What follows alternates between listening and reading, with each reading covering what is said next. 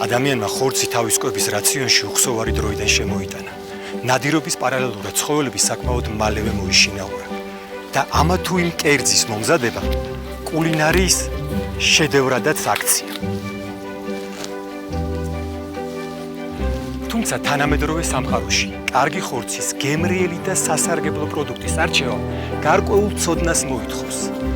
ეს ხორცი საჭმელად უვარგისია, ის ძველია და სათანადო პირობებში არ ინახებოდა. ჯამთელ ხორცს ფერით, სუნით და სიმკვრივით გამოვარჩევთ. დაღზე მიტანამდე მის მოპოვებას, ტრანსპორტირებას და შენახვას თავის წესი აქვს. სურსათის ეროვნული სააგენტო ამას აკონტროლებს. ეს ოვალური ბეჭედი ამ წესების სათანადო დაცვაზე მიუთითებს. ყურადღება მიაქციეთ შენახვის ტემპერატურას 7-10 გრადუსი. ახლა მხოლოდ ერთი კითხვა გარჩევა. როგორ მოვამზადოთ უგემრიელესი სტეიკი? ვიღებთ 200 გრამ ოვალური ბეჭდით, დამოწმებულ ხორცის ნაჭერს და ვაგდებთ ტაფაზე.